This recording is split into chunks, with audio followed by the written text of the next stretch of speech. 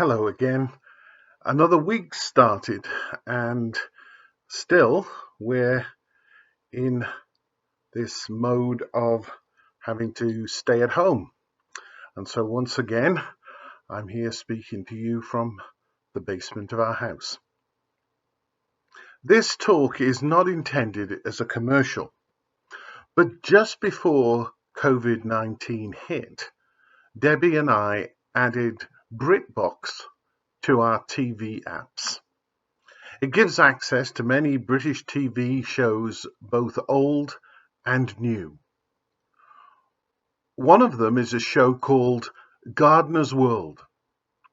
It's been on the air since 1968 because that was when colour television was rolled out across the UK, and of course a black and white garden isn't very interesting. The current producer or presenter is Monty Don. It's good to see the spring and summer gardens and to get good ideas. But the one thing I notice is that Monty shares both his successes and his failures.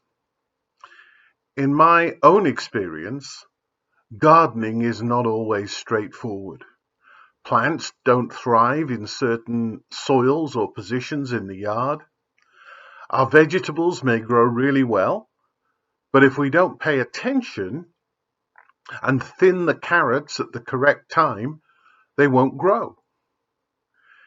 In a sense, this has been the history of the world and of the people of God.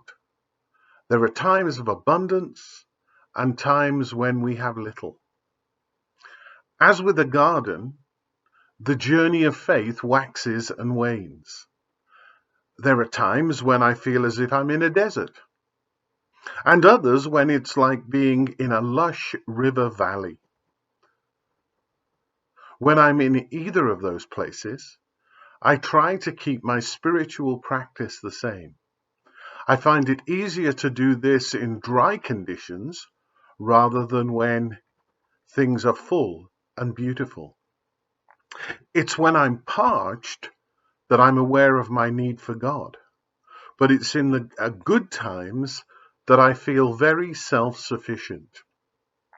Having said that, it's during times of fullness that I'm able to fill up my wells, ready for the inevitable drought. That's why it's important to be consistent in doing what we do. You may not find it helpful for me to share what I try to do every day.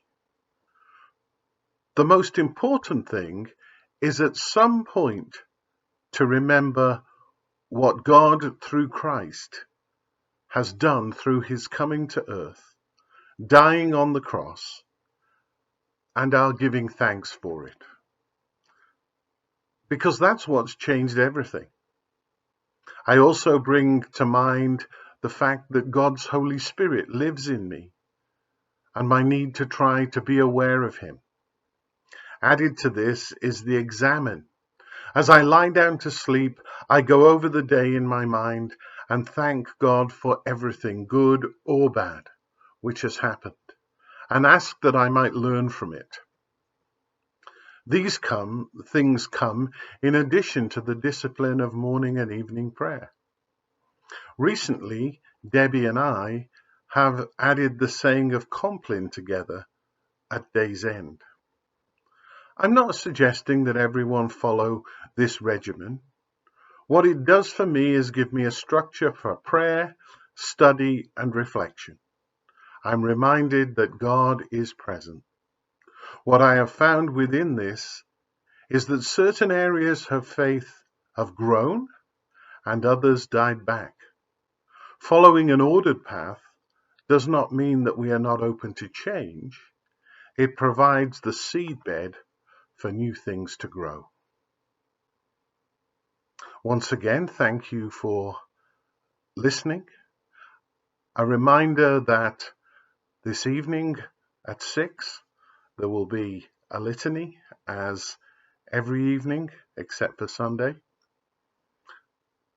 So I want to take this opportunity again to say God bless and stay safe.